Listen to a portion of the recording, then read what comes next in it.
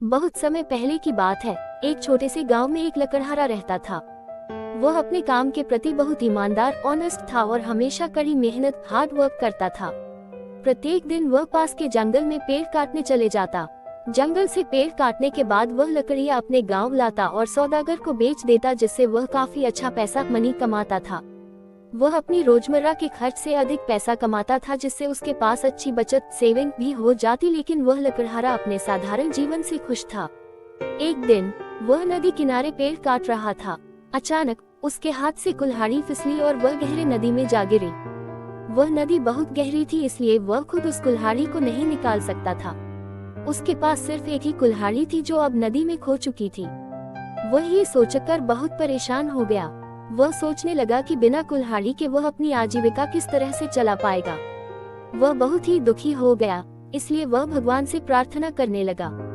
वह सच्चे मन से प्रार्थना कर रहा था, इसलिए भगवान ने उसकी बात सुनी और उसके पास आकर पूछा, पुत्र, क्या समस्या हो गई? लकड़हारे ने अपनी सारी बात भगवान को बताई और अपनी कुल्हाड़ी लौटाने के लिए भगवान से विनती की। भगवान ने अपना हाथ उठाकर गहरे नदी में डाला और चांदी की कुल्हाड़ी निकालकर लकड़हारे से पूछा, क्या ये तुम्हारी कुल्हाड़ी है? लकड़हारे ने उस कुल्हाड़ी को देखा और बोला, नहीं। भगवान ने अपना हाथ दोबारा पानी में डाला और एक कुल्हाड़ी निकाली जो सोने की बनी हुई थी। भगवान ने उससे पूछा, क्या ये तुम्हारी कुल्हाड़ी है? लकड़हारे ने उस कुल्हाड़ी को अच्छी तरह देखा और बोला, नहीं भगवान, यह मेरी कुल्हाड़ी नहीं है। भगवान बोले, इसे ध्यान से देखो मेरे पुत्र, ये सोने की कुल्हाड़ी है जो बहुत कीमती है। सच में ये तुम्हारी नहीं है? लकड़हारा बोला, नहीं, यह मेरी कुल्हाड़ी नहीं है। मैं सोने की कुल्हाड़ी से पेड़ नहीं काट सकता, यह मेरे किसी काम की नहीं है। भगवान ये देखकर खुश हुए और अपना हाथ फिर से गहरी नदी में डाला और एक कुल्हाड़ी निकाली। ये कुल्हाड़ी लोहे की थी और भगवान ने लकड़हारे से पूछा, ये तुम्हारी कुल्हाड़ी है?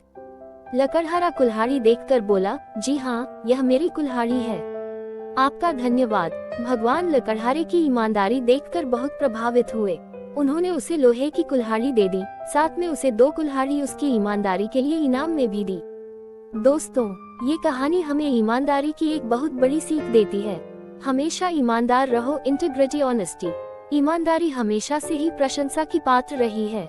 ईमानदारी हमारे नैतिक गुणों में 4 चांद लगाती है और फलस्वरूप हमें इसका बेहतर फल हमेशा मिलता है। इसलिए अपने काम के प्रति, खुद के प्रति और हर स्थिति में ईमानदार रहे। आपको आपकी ईमानदारी का फल अवश्य मिलेगा। दोस्तों, मैं उम्मीद करती हूँ कि आपको ये कहानी पसंद आई होगी। अगर आप इससे सहमत हैं तो इसे अपने सभी दोस्तों के साथ शेयर करें और इसी तरह की कहानियाँ डेली पढ़ने के लिए आप हमें सब्सक्राइब कर सकते हैं। Let's learn something new. Thanks for watching.